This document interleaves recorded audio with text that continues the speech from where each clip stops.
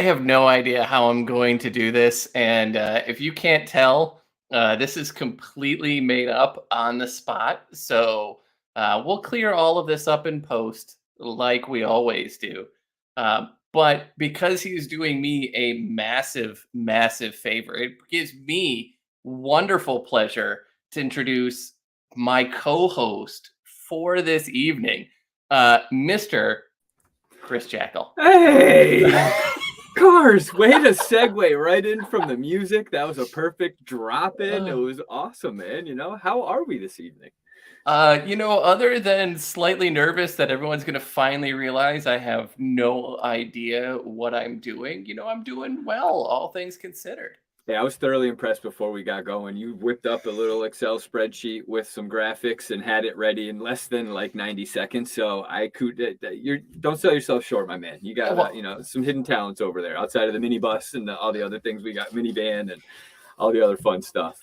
But I'm excited to be here. I appreciate you kind of asking me to ride on your coattails as we talk about our beloved Bears and as we get into the last half of the season here and moving on to our rebuild. Absolutely. And I think it's really important right now that we bring on the third member of the group for the evening. So we thought he wasn't going to make it, but Shayne is here. So if we can just take a second, and there he is. So Shayne, thanks for coming on to the show today. We've really missed you. Any updates at all at your concert? I love it. It's great. Yeah. I've gotten all the videos. You're looking thrilled. All the dads there look to be the happiest person alive. So really, I know you're busy. I don't want you to get killed, but really, thanks for coming on to the show today. Oh, it's great to see Mr. Marsaw. He's having fun front row at old Coco Melon. I mean, it's really terrible. And I think the only thing to add, and I'm super sad that he's not here for this, but I think we need to break some news here, Mr. Jackle. Breaking news. The Tape Never Lies Network. Breaking news.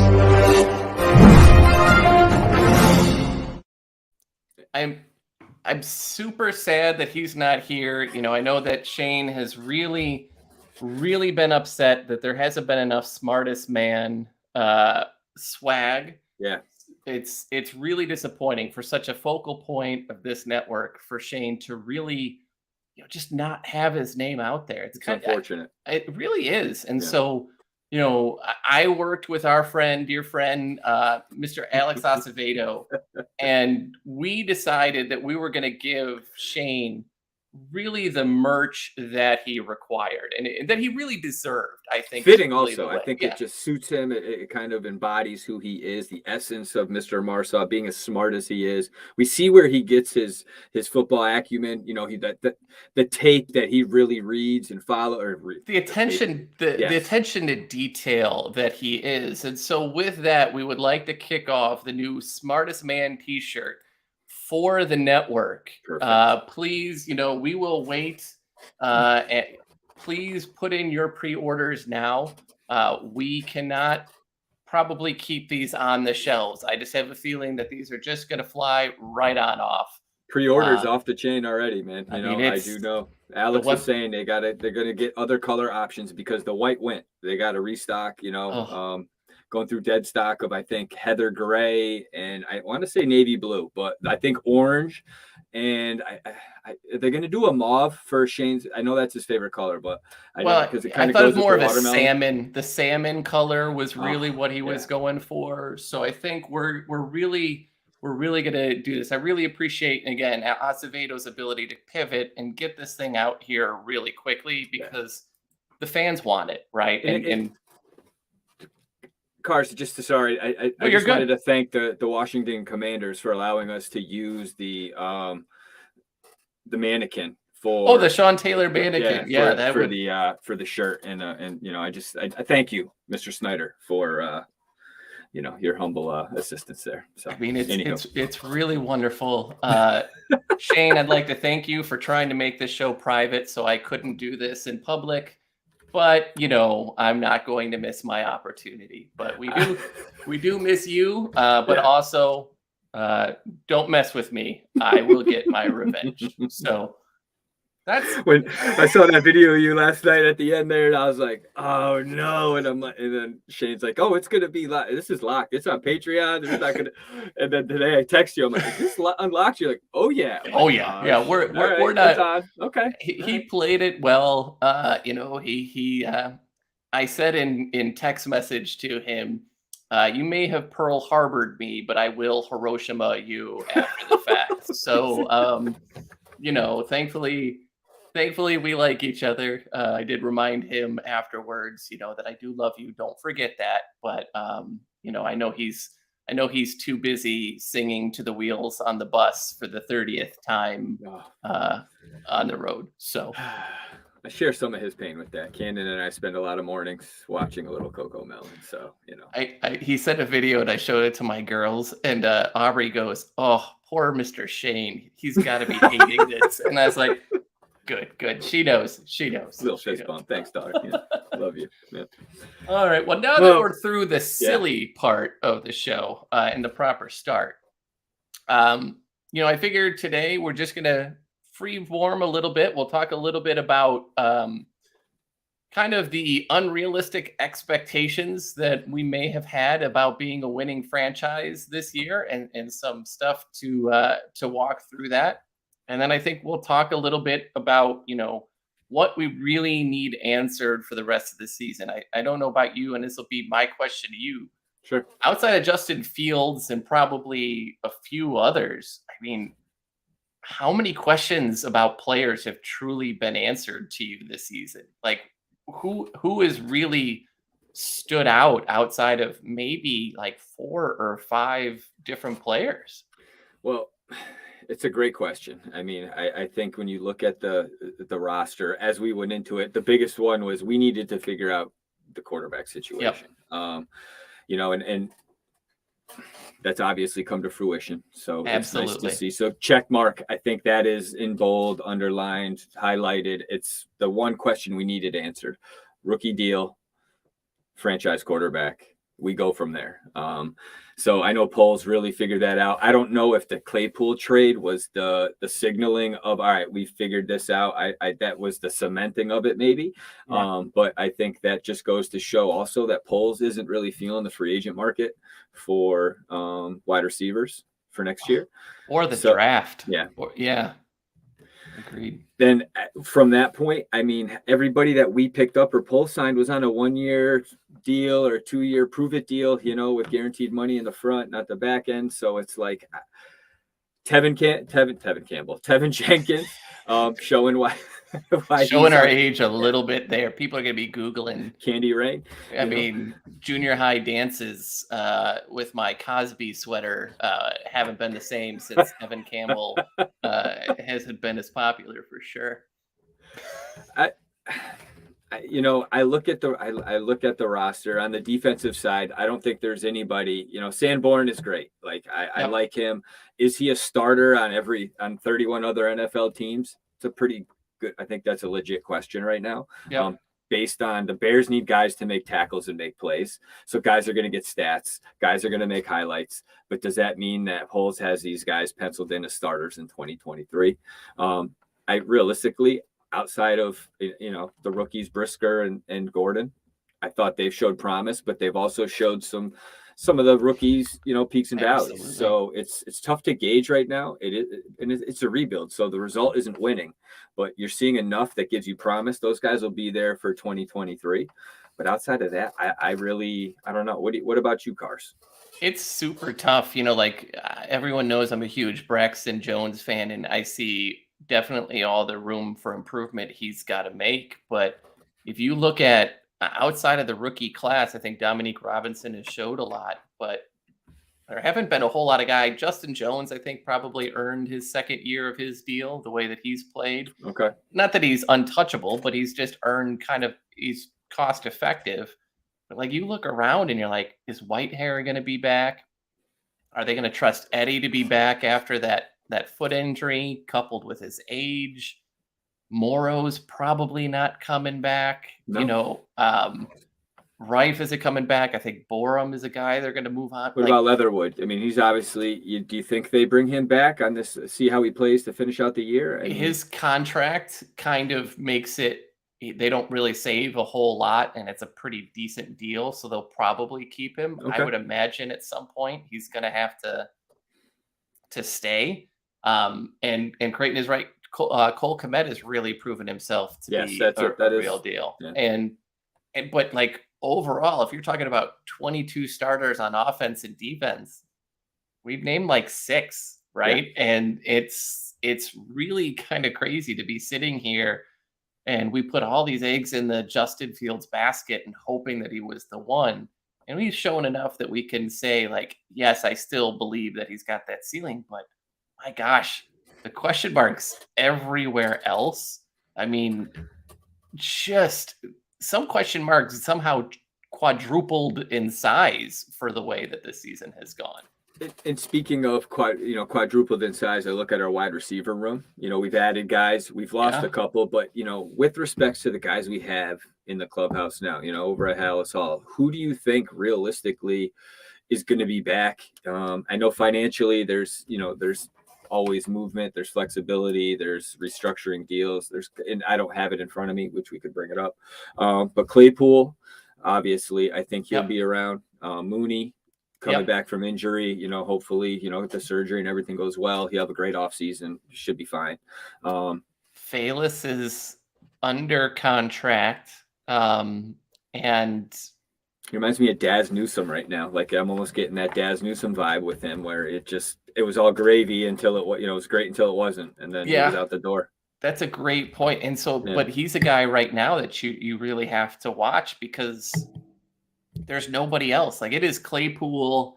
If it was Claypool and Mooney going into this game, you feel a lot better that it's Claypool, EQ, Pettis, Bayless, and a partridge in a pear tree, basically. I think Phil's flying out to play, but yeah. Oh, good. Yeah, that'll set the world on fire. We need another slot receiver.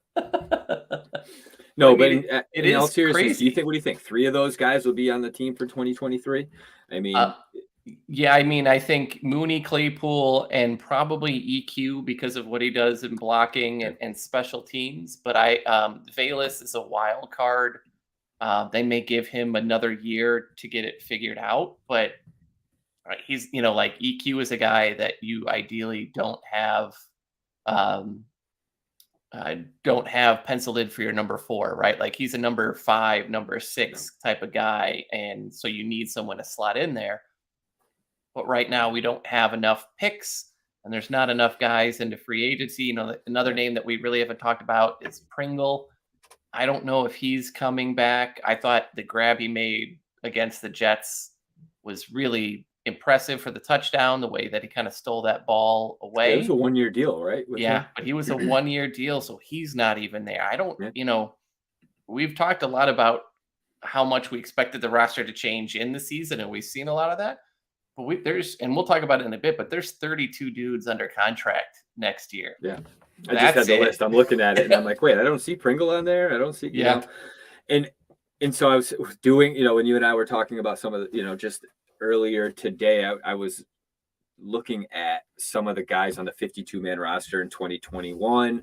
And then you look at the roster in 2022 and you're just like, well, I mean, Poles just took Pace's roster, looked at it, and it was like, this guy here's dead, this guy here, and just went down the list. And it's a stark difference, to compare just in 1 year, not even in 12 weeks or whatever it is. You've seen such a monumental shift in what we have. I mean, it gives me promise that Poles is really trying to bring in the guys that he wants. I mean, obviously it's not giving us the results we really want to see on the field right now, but I mean, we kind of expected that, right? I mean, we're pragmatic about what we're looking at here, and some of us did, others of us did not, right? And I think it's it's really easy to get into the hype, and then you see that last preseason game and you're like, yep, this is it, buddy. Like I am 100% certain, right? Preseason killers. We're gonna go do this, and then we go get that first win against San Francisco. And everybody went from like 5, 6 wins. Like, I don't see anything less than 10 or 11, right? Like, we're going to do this. Is like, slow your roll a little bit. And I think that's probably a good place to start. There's something I wanted to show everybody for kind of why it was unrealistic. What everyone should know is that this season, the Bears have set an NFL record for the highest percentage of dead cap on their roster. Not even just the amount, because as the cap goes up, I'm pretty, those numbers are going to go up. But what I wanted to show you is I'm going to give you a list of all the teams that have had more than a third of their cap go to dead players, meaning on another team, cut, traded, whatsoever. And when you look at what that is, here are, going back to 2011, are all the teams that had more than a third of their cap considered dead. So this is, guys that they've restructured, that have or they have punted void years down the line, or in the instance of the Eagles in 2021, right? That was mostly from the Carson Wentz trade. So they had to take the acceleration of his deal and take $34 million. But when you look, so when you look at this, the 2021 Eagles were, yes, Connor, I got lost in Jackle's eyes for a second. It happens. They're red and hazel, so it kind of, it just hits. Yeah. But when you look at this, right, and you look at these numbers, 36, 79, and 2 is the overall record from all of these teams. Wow. And what's even more obnoxious about this right now is if you look at the number of guys actually active on the roster, the current salary of the players on the team is $87 million. So we have more in dead cap than we have to active cap. So when you look at this, and again, look historically at all of these teams, right? The 2000 Raiders, that's what got them the Khalil Mack and Carr draft. The 2019 Dolphins, that ends up being the Tua draft. The Eagles, and we'll talk a little bit about why their number and how those two really don't align up. But 2021, that was getting rid of Carson Wentz when you already had Jalen Hurts, and you ended up adding this guy named Devonta Smith, who I think has been pretty decent. He's been all right. Yeah, he's been okay. Yeah. Wouldn't mind him in Chicago. Would be all right. Yeah. So again, when you look at this and you go, I am paying somebody a lot of money to not be here. And when we look at these dead cap numbers and forgive me because it's slightly small, but you look at this, like we had to dig out from pace. So even if we kept, we still are, and it's still going to take another good portion of time. But you had to make these moves because you needed to get away from these guys. And Khalil Mack, who started off really great, has had 3 sacks in the last 10 games after the 3 sacks he started with. Yep. Robert Quinn has been brutal. They went out and got more help.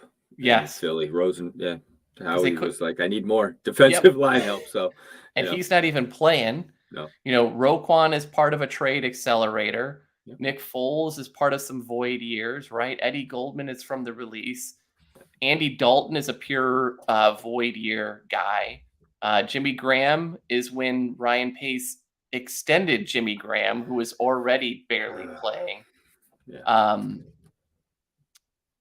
So that's a name. Tariq Cohen, what happened? And Charles Leno, we're still paying Leno, Trevathan, Mario Edwards, and Jermaine Ifedi. So when you look at all of these names, right, those are all players that really are hurting us. And to Connor's point, Connor, that is every team up until the 2011 season. Yeah. There really wasn't as much dead cap kind of beforehand. It kind of changed, and all the places that were storing the data don't go back past 2011. Kicking the can became real popular. It really did. And so you look at all of these teams of, again, if I go back to just saying this expectation here of why we would win was kind of our false bravado as fans, right? This is us starting to drink the Kool-Aid a little bit too much and blame these things. And again, shame on me for not having it right in front of me where you go, I have 91 in dead cap. I have 87 in active players on the roster. If you look at it, when you go against a team that is like, the New York Jets, right? When you look at how that kind of works, it's completely different, right? When you kind of look at this season, the New York Jets, I think I'm going to scroll here and do this. The New York Jets have 11 million in dead cap. So that means their active roster is $169 million. The Bears is 86 million. So they are double almost of what we are doing. And the only team that we came close with was the Atlanta Falcons, who are still, slightly in more than us. They have 11 million more. Is that as a number? But if you take that to mean the quality of players that you have, it gets very interesting. And Eric, you have a great question here. I don't have the cap numbers, but what I can tell you about from this list is that the 2018 Buffalo Bills went from 6-10 to 10-6 the next year. Yeah. The Dolphins have went from 5-11 to 10-6 the next year. Exactly. The Eagles, right, 9-8, they're sitting there at 10-1 for the season. So what do you call that? What were they in the process of trying to do? I mean, they were trying to be financially make themselves financially flexible, but they were, I think, rebuilding. Right, and rebuilding and trying to get cheap for a young QB. There was Josh Allen for Buffalo. Look at those teams again, and yeah, you look at the rookie contracts for quarterbacks. It was Tua, Jalen Hurts. The Eagles or the Lions are a little different because of they made the mistake of Jared Goff. And so when you look at kind of all the way that that's all playing out, the Bears are slightly behind, and that's when Miami did this. They were able to go get a Jalen Waddle the next year, and then they were able to add the Tyreek the following. Then it was Buffalo going through and adding Stephon Diggs the next year, right? And so we've talked quite a bit about now we're in this position where there are a lot of teams that don't have cap space. Right? There are a lot of teams that are going to be in a place where it struggles. And so we can sit down and now potentially take advantage and almost buy players to give teams a little bit of that cap relief. Otherwise, and we'll show that here in a second, it is completely different. And so, Jimmy, when you look at that, when you have asked this question, right, of what does that look like? It really is take those numbers of 24 million, 16, and 9, and you're adding basically another 50 million back in for 3 players. But what you are doing is in those instances, Roquan is going to carry a franchise tag the next year. You're going to have Robert Quinn's deal the next year. I believe you have 2 more years for Robert Quinn. Yes. And you had 2 more years for Khalil Mack. So the whole premise of this is take your cap hits now so that in the future you can rebuild this team, because this roster construction was absolute shit. I mean, Ryan Pace was definitely setting us behind. And if you want to look, one of the things we kind of talked about pre-show, Jackal, was when you look at what was different between us and the one team that had a winning season. You'll notice the guys with asterisks Next, that's really super easy for me to say this morning or this evening. Asterisks were all pros that year. Yeah. And you'll notice a guy by the name of Lane Johnson wasn't an all pro, but still hadn't let up a sack for over 2 seasons. Fletcher Cox has been as dominant of a player as they can.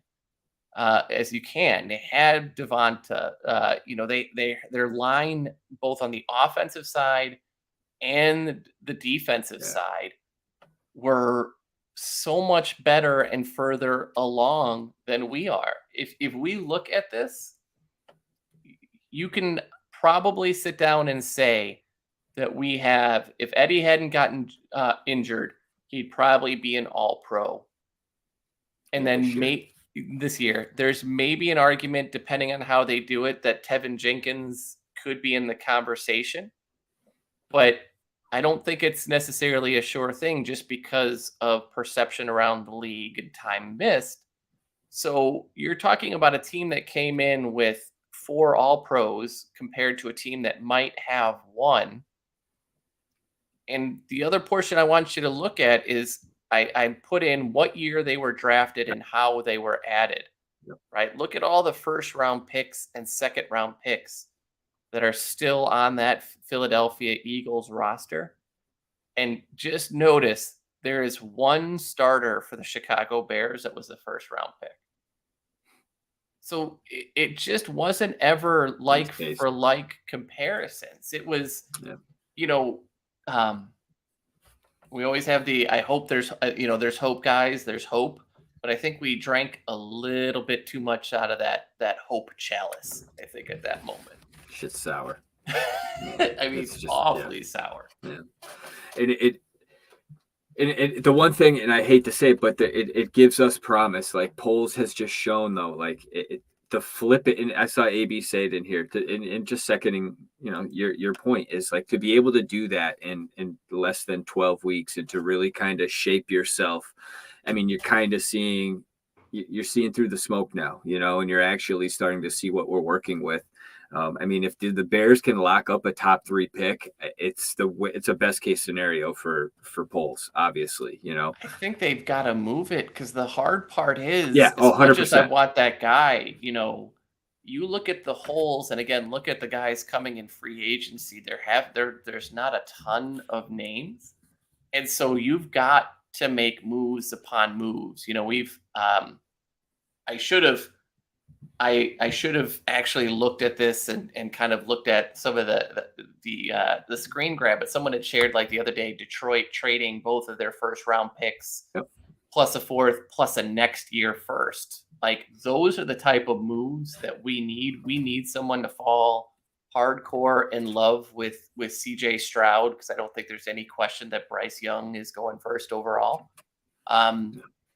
And it gets a little crazy here from that moment on of what you do.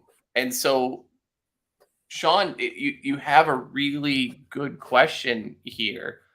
And really the biggest thing about that cap space is, 1, it allows us to re-sign guys and front load deals. But no, it's with so many holes, it is quite a bit. It's going to be able to get you probably 2 to 3 good starters. And there are teams, and we'll show you kind of briefly later on, some of the teams that have free agents, like a guy at Nate Davis that I like out of Tennessee. They're a team that is up against the cap and probably can't make the move there. So there are going to be some guys on the offensive line that are be good. There aren't going to be a lot of guys in the wide receiver room. So this is a time that as a franchise, the beauty of having that cap space is front load the hell out of deals. Gives you so many options, Cars. It's just a beautiful thing. Financial, the ability to be frugal, but also spend it if you need to. The Bears are, in my opinion, and correct me if I'm wrong, but I think it is a free agent destination moving forward with respects to the situation we alluded to earlier, a franchise quarterback on a rookie deal, a plethora of money, a foundation of I don't want to say players because we're talking about the roster and how bad it is, but we've got a core group of guys, if you will, that Yep. gives us enough to really say Poles has got, I got my ponies, I got my stallions. We go from here, and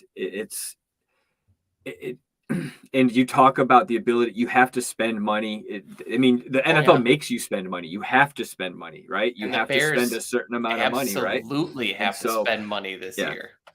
And they're going to go out and do it. But I also think it's just the way he has shed deals, restructured some contracts.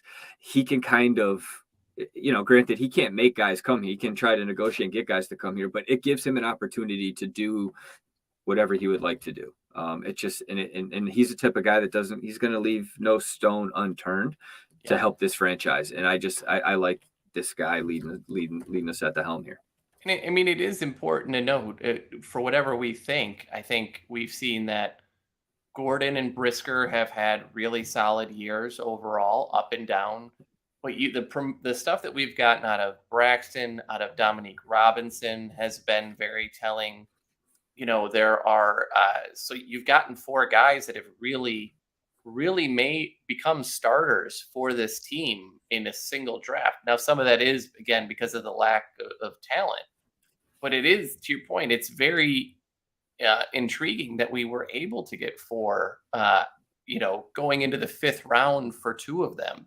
They believe so much in Dominique. That is why they moved away from Robert Quinn. So I do think you're right. He'll leave no stone unturned. And thankfully for us, the league is in a lot of bad cap shape overall. So being a team where you have some of that space, and I guess that's probably a good enough time for us to join.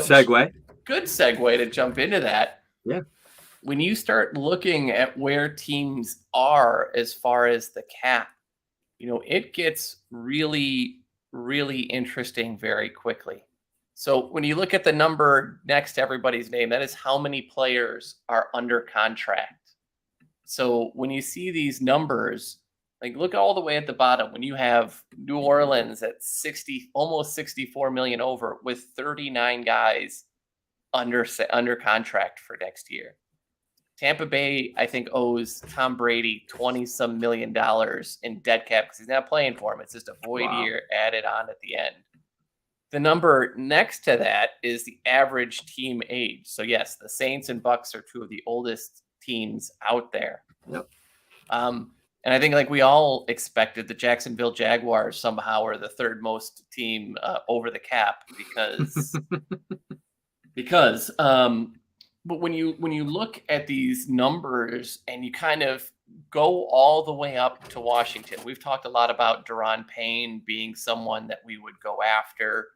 Yes, the Redskins can free up some cap space next year by moving away from Carson Wentz, but you're still then going to be at a place that if I create another 20 million and I give Daron Payne 18 of that, one, why are you going to do that? You've had this great defensive line for so long. It's not what is going to win you football games. But second, what are you going to do for all the other places? You need a quarterback still. You need, kind of all these teams. You need these positions.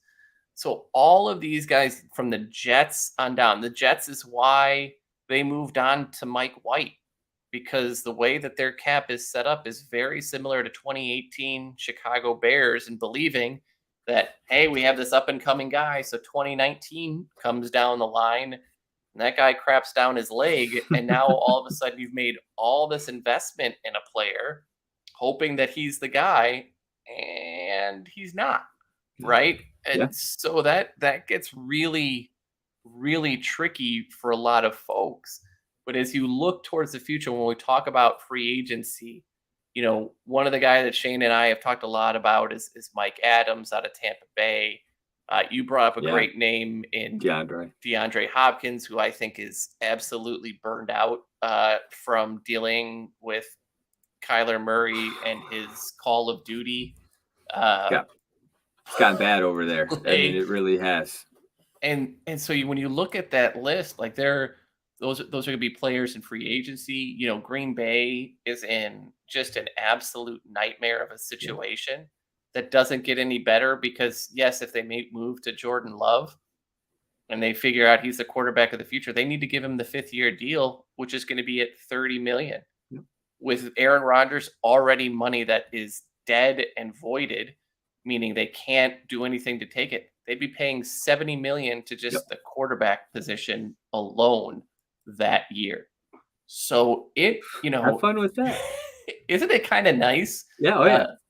I think I told you I have a buddy who's a Packers fan, and we talk back and forth, and he called me during the game on Sunday, and he's like, "Is this what it's been like to be a Bears fan?" And I was like, "Yeah, basically." He's like, "I come into every game going, I don't think we can win this." I was like, "Yep, that's." There you go. Welcome. Hey, yeah. Here, keep it at war for you, buddy. Yeah. Let's enjoy it while we can. Oh, yeah. But I mean, it gets really crazy the way that we look at it of where players are going to come, and so I don't have answers because we don't know who's going to be in the draft. Fashanu going back was mind-blowing to me, to be honest. An offensive lineman that's a top 10 pick that decides to go back. That was caught a lot of people by surprise. Yeah. A few GMs were, screaming into their pillows because I think they thought they were going to get him. Absolutely. It might smell like Zach Wilson. Oh God, it probably, well, that actually smells like tears. I think Mormon tears at this point. So HL, I don't know that there's an answer. I think probably if you look at it, Evans is the better because he is a younger guy, but he's had a horrible case of the dropsies this year. Hopkins is getting older, and the 6-game suspension at the early part of the season, you have to wonder if that was him trying to cheat Father Time a little bit. I still take, if you can't get Evans, that's not going to stop me from going after DeAndre because that's the type of guy you need. Yeah. But we gotta figure out a way to get there. It's kind of crazy to say, and then I do want to highlight this one because we don't. This is all, by the way, Jackal, I forgot to tell you. I am hyperactive, so we basically just jump all around. I'm good. Yeah. My brain is all over the map too, so we're good. We're good. In a normal year, I'll answer, and then I'd like to hear your response. Yeah. In a normal year, I would take either of those two. But with the amount of holes that we have, absolutely, you have to move down. We need to create picks. It's unfortunate. There are scenarios, right? If you look at both Seattle and Detroit, who both have early, top 10 picks because of trades that they have made, and then their own picks. Nicely. Yes, and their own picks in the teens. So you could move down to say like a Detroit or a Seattle at 6 and still have hopes for a Carter, probably not an Anderson there. Or, if they get up to 4, you could probably still have one of those two players. As much as I love them, I really would have to say there's too many holes. You're not ready for those guys fully yet. And so especially depending on free agency, if you get a Daron Payne, Carter becomes a little less necessary. Yep. So to me, I think I would trade. What do you think? I couldn't agree more. I think it makes too much sense. And we saw how polls worked the draft last season. So I think we know the writing is on the wall.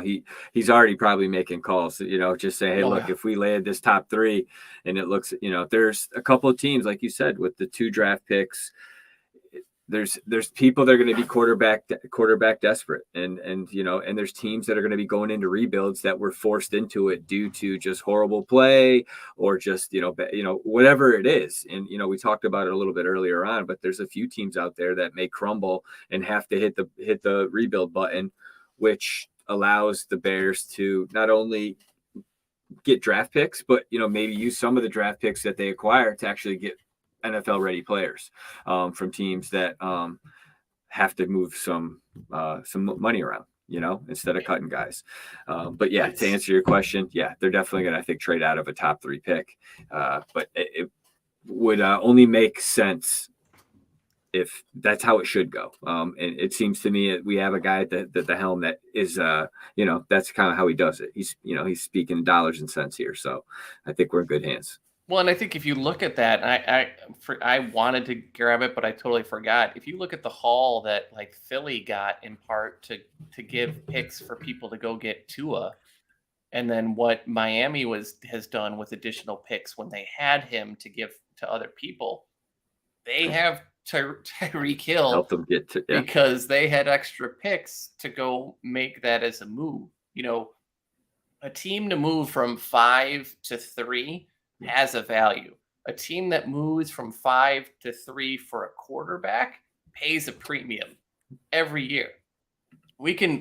I would love to shit on Ryan Pace for the Mitchell Trubisky trade up, but that is the value that you pay for a quarterback to move up one spot, right? These are the things that you look and you kind of see, and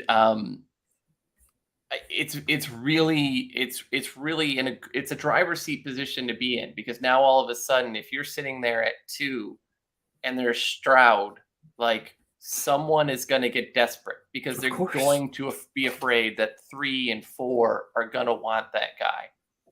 And best case scenario for us is like we drop down to 5 and some team falls in love with Will Levis out of Kentucky and we make a second trade down, right? Because we can get multiple first round picks. And what you've seen, right? AJ Brown went from Tennessee to Philly for a late What did they first. give up? Was it this year's first? 22nd pick overall in the draft. Yeah. So when you sit down and you do these things, hands down, it's a big win. Joe, your question, no. Unfortunately, there isn't a guy this year that will really stand out. Quentin Johnston is a guy that I'm a big fan of, but I think he's going to take a little bit more time because what about Addison? I love Jordan Addison, but I worry about him and his injuries a little bit, knee. and where that comes. Jackson Smith Njigba, I don't know if the season he's had has really taken a lot of the polish off, and the season that Marvin Harrison Jr. is having has dulled that probably a lot more. He's the guy over there.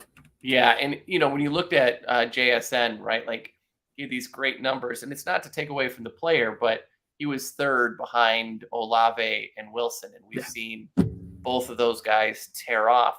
This was going to be the season to see him as a really true number one, and without that, I think his top 10 days are done right now, right? Like he's day 2? No, I mean, like I think he's a later half first round type of guy, but he's, when the season started, everyone's like, oh, if we're top 5, we're that was the him. guy. And that's, I just don't see it right now. It's a very toolsy draft. And last year we talked a lot about it being, the top 15 guys were first round picks and the rest of the first round wasn't. This draft, to me, once you get outside of the top 8-ish, you're not really in a first round pick. The value that I get around 8 is going to be the same I'll get around 28. So you're kind of hoping for guys to fall in love. Once you get past the 2 quarterbacks who are not worthy of a first round pick, but are just going to be there. The way, the nature of the NFL. Yep. You get past Carter, you get past Anderson. Miles Murphy is a guy who's going to move up that I'm not super sold on. The kid from TCU, Tyree, I think is a guy that's there. And then probably Joey Porter Jr. and the Ringo, I think it is, from Georgia.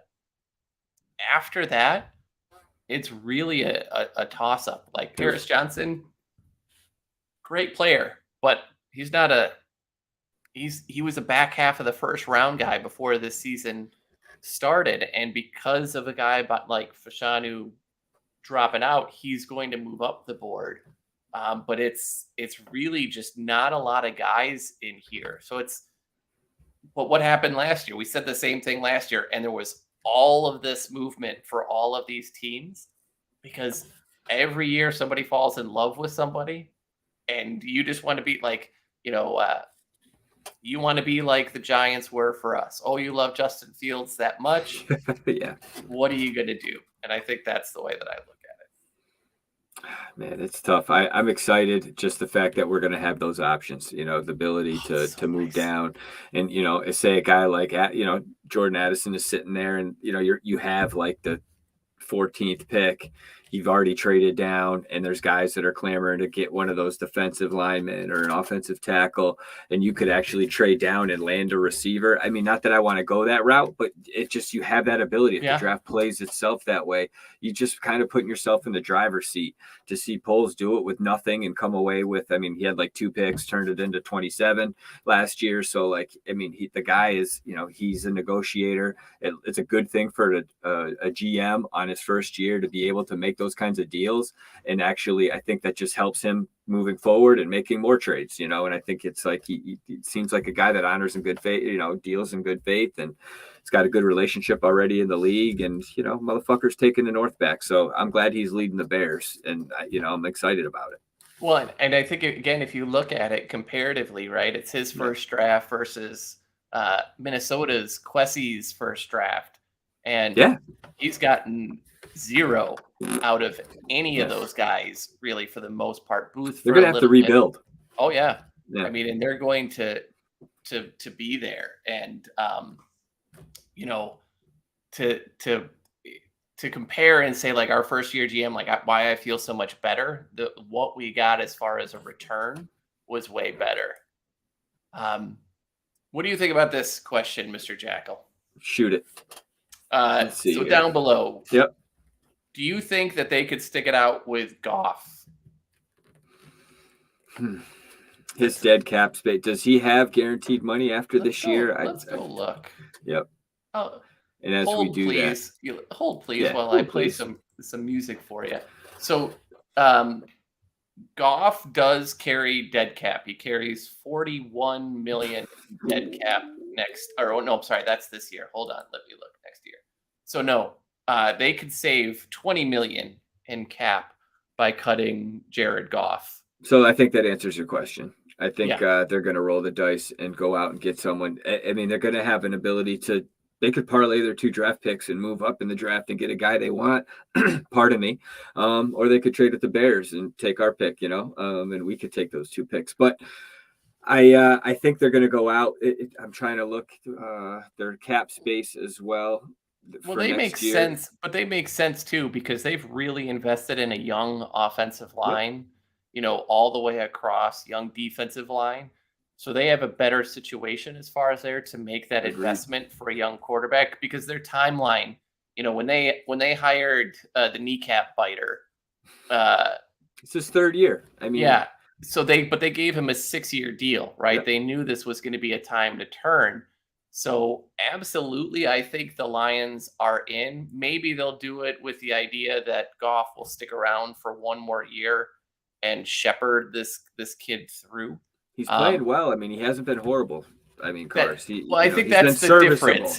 He's like Kirk Cousins 2.0. Like he's getting enough done, but he's not winning the big game. Like it's just, I mean, he looks way better than he did last year. But to your point. He's just, his touchdown numbers are better. A lot of that is their St. Brown is way better than our St. Brown. Yes. Dang it. So I really like that.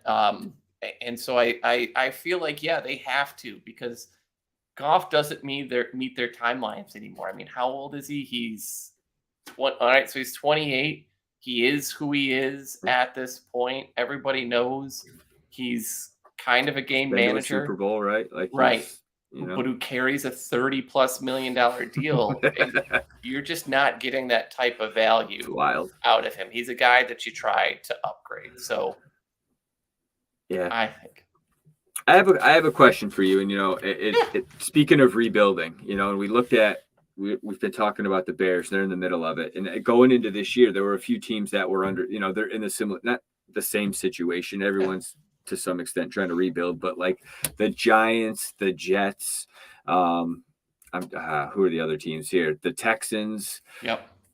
the Lions, who we just talked about, different stages of rebuilds, but like we speak of the Lions, year 3, I think they're showing that the process that they kind of put forward, the foundation they look to build, they're seeing some fruits of that labor. And Yes. so, I look at a team like the Jets, their rebuild is going in a different direction. They didn't hit on the quarterback, and he may get an opportunity and he may get a chance, who knows? But honestly, It if feels it was up to dead. the Jets fans, that dude would be he'd be shot out of a fucking cannon. I think it'd be up to the defense that's the same Yeah. way too. The shots they kept taking them after the game as well. It was great. And so I look at it in a team like the Texans, who were in a very similar situation to the Bears this year, where, a new head coach, a new general manager that got rid of Easterby in the middle of the season, but, or Casario is, I'm sorry, it's the general manager, but the president left. Yeah. The guy that walks on water, whatever his name is. Yeah, Jack Easterby, Thank who you. is a piece of human garbage. Yeah. And they learned that they don't. Hey, you hit that nail on the head too. But yeah, Davis Mills isn't the guy. They're going to probably have the first pick in the draft. They're probably going to go ahead and take, whichever one they like. Stroud or Young, obviously. And Lovey won't be there next year either. No. Don't. Yeah. But it speaks to, I think you see other NFL, franchises trying to do the rebuild, and you're seeing 4 or 5 different examples of, team. It looks like 1 or 2 teams have kind of figured it out. I would like to add the Bears to the figuring it out side of it.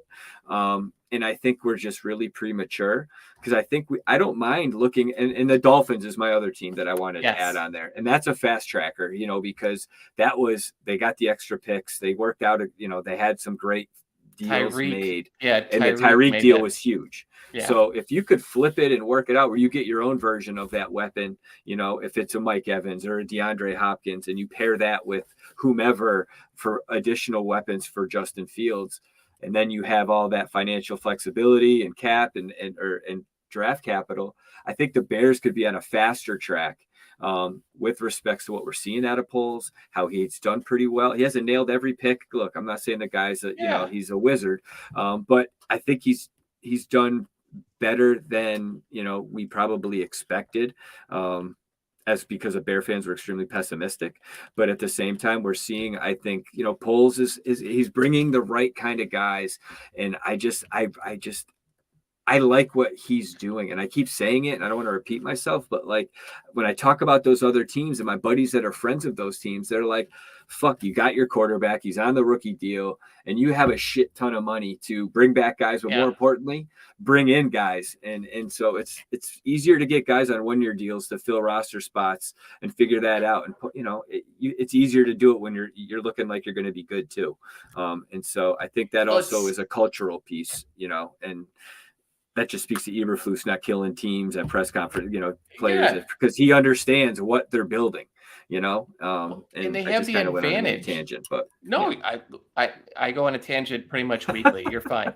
But I think you're right in that, because when you look at the difference, the Jets and the Giants are in a rebuild, but theirs is going to be stuck because they don't have a quarterback, and Daniel Jones is who he is, and I know I love that they were singing all this praise for him about how he had figured it out. He wasn't turning over the ball. And then that same day that they made all those speeches, he goes out and throws 2 awful interceptions and goes back to the same one. We are in an advantageous place because we've got a quarterback. And I think the other weird domino to fall this offseason is going to be Lamar Jackson and what happens there, because I don't necessarily think that it's a lock for him to be back at Baltimore, because I thought my take is it should have been a lock, and it should have already happened. Thought it was going to be, yeah. And so when you sit down and say, like, are the Jets going to go out and make a big deal for this? Are the Giants with, Dabble, are they going to go make a big deal for this? Does that, that is the one thing that I think we haven't sat down and really overall as a fan, like any fan base, thought about. That's the craziest domino to happen. Like, does does Houston go, screw this, we'll give you the first pick overall, and we'll take Lamar and go do all of this? Or the Vikings, turn around and, like, to your point, the trading that's happening in the NFL is like the NBA. It's like, there's more trades nowadays, and it's so there's been some head scratchers. Like, wait, who just got traded? So it's like you're not surprised by anything anymore. Is what it's how it's going. Guys are talking their way out of franchises these days. So if Lamar, Aaron Rodgers, just saying, he can't go anywhere. His dead cap space is what is it? It would be something like 45 million that they would accelerate. Russell Wilson's is 107 next year if he gets cut. I think. Yes, because the year after this for Aaron is 99 million. Yes. So they've really moved on. I think it's really super fun to think about. But I think, again, we are in a place where we have way more faith in the quarterback. Yeah. So every move is going to be related to this. If you look at Carolina is going to be a team that's going to be desperate to get a quarterback this year. The Texans are. Detroit, I know there's some disagreement, but listen, guys, at some point they've got to move off of Jared Goff. They are in a rebuild with an older quarterback. You're not going to do that. Maybe they will go and get a Jalen Carter to pair up with Aiden, maybe, and they've that'd got be some a nice player. Yeah. But you can't, what we've learned from Indianapolis. Mitch Trubisky in Detroit next year. That would be, the irony. Does he dominate because he was so good playing against Detroit? Ask Logan. Logan, where are you at? He doesn't listen to me. It's fine. But like when you've learned so much from watching the Colts, right? You can't sit there and try to pick up a broken down or partially broken down veteran quarterback. Some team is going to go overpay for Jimmy Garoppolo this offseason, right? We know it. We've seen it happen all the time. At some point, we've got to get, these teams have to start this. And so when you look across the league and the teams in the top 10, Texans are going to need one. Yep. I think one of the things we could talk about for hours is there's a really good chance that the LA Rams completely blow up this year because their cap is terrible. They're old. They're broken. You think Stafford retires? If with his injuries, he might, and maybe. You've got Carolina that needs it. You've got in the top 10. Who else? Seattle's going to be drafting for Denver. Do they want to go out and go, do they believe in Geno Smith? I don't think as great as he's played and he's fallen off a little bit here. I don't think he's played, been good enough to make you not, but I can never figure out what Seattle is ever going to do. Okay. Indianapolis, what are they going to do for that position? There are a lot of things. And Alex, while I completely agree with this, you're right. It's not only QBs are, but this is the most important position in all of sports. That's the premium. You don't win without being, in that role. If you looked at I say this constantly, but that San Francisco 49ers team was a better quarterback than Jimmy Garoppolo away from winning the Super Bowl. Look at all these great Baltimore Ravens teams that post Ray Lewis hasn't been able to go out and do anything. Absolutely, teams are going to, and in that instance, a guy like Anderson is way more valuable because of that skill set. And so you're probably right as it relates to Anderson, but otherwise, the reasons that guys like Mitch Trubisky and Blaine Gabbert and, all these other Daniel Jones, the whole reason that you go top 10 quarterback is because you have to. And so it's going to be crazy. And you're right. You're right. It may not just be, I think Jalen Carter is a guy that probably does not go as high as all the prognosticators think he will. And there's going to become a couple warriors, workout warriors too, that are going to jump up the board too, that are going to push guys down or move guys over. I mean, it's just how it goes every year, And his measurables are incredible. Yeah. But the stats this year, he's never had the, Nope. Indomitian type of year. No. So, he's those guys. But like the way that Sauce Gardner is playing this year, that is going to move up the kid from Georgia and Joey Porter Jr., right? Because they see that.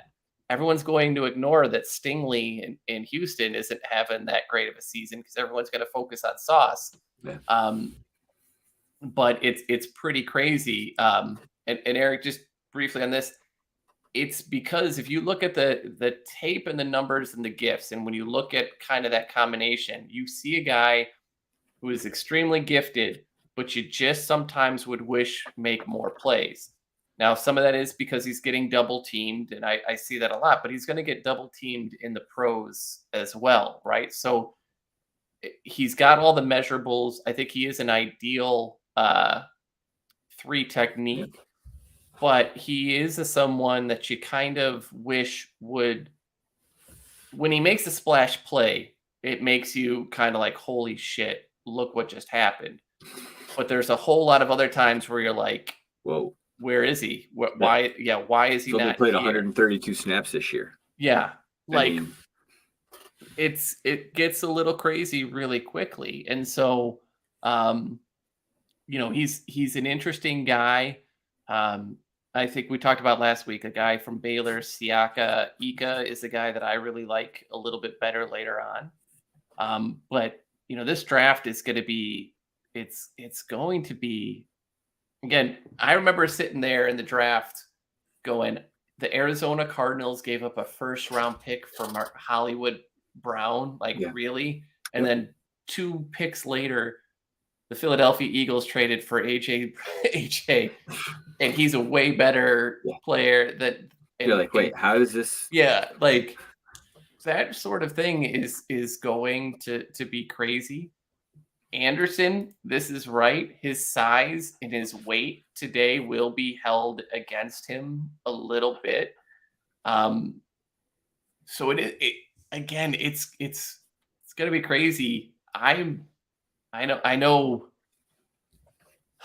It's kind of overwhelming to sit here and be like, where are we at? Because I think the last thing we wanted to talk through tonight was kind of just say, what are we looking like? The key questions of what we have to watch. And if you look at kind of the remainder of the season here, when we're talking all this time about draft, right? And all these things about players, there are 32 guys under contract next year. Eddie Jackson and Whitehair can be moved off of because the dead cap number is not more than the cap number itself. Eddie's injury will factor in. It's the fact that he's over 30. Whitehair being over 30 makes a difference. 100%. Jackle, to your earlier point, Patrick Muhammad, Justin Jones, or 2-year guys. They don't have a lot of dead cap this year. Are these guys that they keep on cheap? Or, are these guys that they move on from? And then really the last group of questions is who steps up. Braxton Jones is going to have a bright light because he's got some tough matchups the next couple of weeks. Big time. Travis and Dominique have not really stepped up as of late. So are they growing or are they completely stalled out? Cars, let me interject on Travis. Just if you had to gauge or put a grade on the first 12 weeks here, what would you give him for a grade? What would you, because we talked about him early on and we were extremely excited, looking forward to him getting an opportunity. And we watched the game in the tape and I have to say, I'm surprised that his performance isn't what, we definitely thought we were going to see after last year. And even at the beginning part of the season, he was really flashing. So it's really, for me, it's a tale of 2 halves, basically. Like the first 4 or 5 games, he was a solid B+ player ascending. But if I look over the last handful of games, he's more like a C- where you're wondering why, where is this step coming, going to be made? You know, exactly. his fits in the run defense have not been very good. You know, Robinson, I kind of expect that way because of his build and that he's a guy that is very bendy and wants to get around. But Gibson is supposed to be that kind of more middle, and he's just not there. And I think it's complicated because Muhammad really has not been a guy that has been a good value. So you wonder who's been playing kind of out of position or, you know, trying to do too much. But if he gives me great pause right now in thinking that, you know, he was a guy that I think I had as early on as a lock, as an important ascending player, and now he's a really big question mark. Is that the way you feel too? I agree. No, I alluded to it, you know, when I, you know, posing the question that I just, I feel that that's why I'd be in the middle with a grade, maybe a C plus. I'm not, you know, because there's been moments he started off well, and so there's room for growth, but I also feel like the regression. But when you see, it speaks to what we talked about earlier. Yeah, when you strip it all down, and you know, we talk about the guys still need to make plays, but guys make less plays because the team is more the offense is more successful. So you're not getting as many tackles, you're not making as you're not getting the big plays, I guess, if you will, or you're not putting up the numbers. But that's what makes like what Brisker has done stand out a little bit, and exactly. it also to your earlier point, it makes what Sanborn has done stand out a little bit because on a team that's been waiting for guys to make plays, Kyler Gordon has made a few. Yes, he's given them up, but if you look at this right now, like who are the guys that stand out the most? It's Sanborn, Brisker, Gordon. Would you be happy if Sanborn was starting on your defense next year? As long as the parts and pieces around him, yeah, absolutely. I think. You know, he plays a position at the middle linebacker where you don't need to necessarily be as toolsy. You just have to be really smart and really see the game. And his ability to get around, you know, and make plays and kind of fight through blocks. He's better at getting around blocks than Roquan ever was, because Roquan just assumes his gifts are going to get him there when his gifts don't. He doesn't have something to fall back on, where Sanborn is like, my gifts aren't getting me anywhere except my brain. I got to know where to go. So, yeah, I'm not necessarily I don't expect like, you know, all pro. This is the next Urlacher type of things. But I think he's just been a really solid, smart guy that you can have on your defense and be really content with. And it looks like Eberflus and you know, Allen, they trust him. You know, there's a level of trust that you do definitely need to have, and that especially now he's basically like the leader of that defense. You know, with Eddie out, isn't that crazy? You know? Yeah.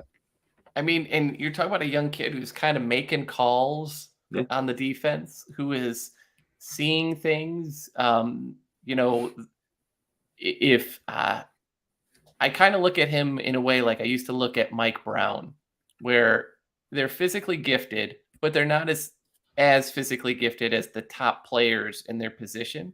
But intelligence-wise and film study-wise, they know what they do. They know tendencies, right? You see some of those on those blitzes. I said it like a couple of weeks ago when I loved watching him blitz and just absolutely destroy the running back that is staying in. So that is kind of the way that I look at him. Okay. I please, by no means, I think Mike Brown is a Hall of Fame caliber player. I'm not saying that Sanborn is that way either. I get the comparison, though. I see what you're saying. If he's figured out a way to take his intelligence and the way that he views that game and make up for some of his athletic limitations. Okay. So I mean, the eye test shows, you know, when seeing him in person, just being able to watch the defense and seeing him, the lateral movement across the field. Yeah. I mean, he had that speed where, you know, you get it. You see why Peter Schrager is, you know, busting a nut on NFL this morning, because he's, you know, like I get the attention. And I didn't know if the cynical Bears fan in me was like, it's because, you know, it's the Bears and they suck. And, you know, it's like, no, he's a player, you know, and I think, you know, just kudos to Ryan Poles again, finding a guy. UDFA. Yeah, exactly. Give me 10 more of those if you got to fit, next year when we spend that money and we are able to get the guys that hopefully we want, and we do need to get a couple undrafted free agents. Hey, guess what? If we can find a couple diamonds in the rough, that's what leads to, hopefully hoisting hardware at the end of the year is when you make moves like that. That's the best way to put it. I mean, you get, this is, Robert's got it right. Sometimes you got to let all the stats, all the numbers, everything go out. You just need a guy who plays football, who loves the game of football. Good call. And, Shayne and I last week talked a little bit about, whether or not Tevin Jenkins loves the game of football. I don't think there's any question when it comes to Sanborn that he does, right? And so that's a fun one to look at. This is probably the best way to put it. First off, that's what she said. But secondly, like my prom night. But there are, and the thing that saves us is that next year the division doesn't look that good. Minnesota's defense is terrible. Detroit always finds a way to Detroit. New quarterback, right? Probably so. Green Bay is going to sit down and be older, and they, shittier, and they're not going to have cap space. They're going to lose. Their cap situation sucks, right? They're going to lose Elton Jenkins this year. This offseason, a couple others. So I mean, if I look, let's see that again. If I have, they're 23rd. Yeah, they have. They're over the cap.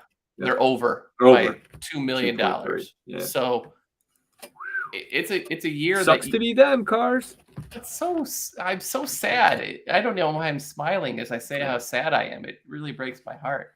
But I think that's, yes, there are so many holes, but when you look at the combination of where we are and where all the other teams are, like, it's not hard to say, yeah, I could see us having 10 wins next year just simply because we play 6 games against not the best divisional opponents and sitting there with the 4th place roster or the 4th place matchups that the following year does lend itself to be a bit of an easier schedule compared to your teammates. So yeah, not complaining about that, and if we're fighting for a playoff spot next year, I think you would take that as a Bears fan, and it shows that Poles was making, Poles and company. I just don't want to say it's just him, but there's a team there, and they're leading the charge. And if that's how this goes, I think there's going to be a lot of surprised Bears fans because they're not going to have anything to complain about unless they just they didn't spend enough money or whatever. Field drainage, right? Yeah. Fucking visor. But listen, this is a short show. I know this is usually the way that we go, but I love it. Short, sweet, to the point.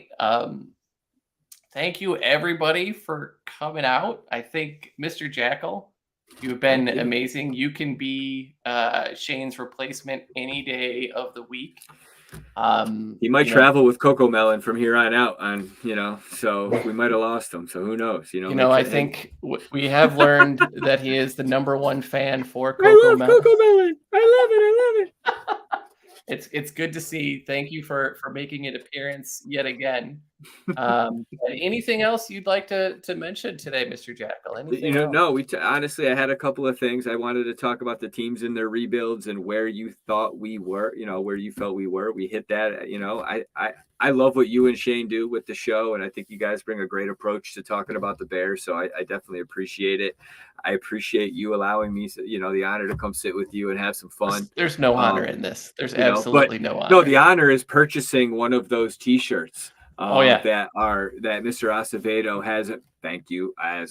If you could just make sure everybody, you reach out to Acevedo and let him know that you gotta have these shirts. We need this shirt. We didn't forget, Ace.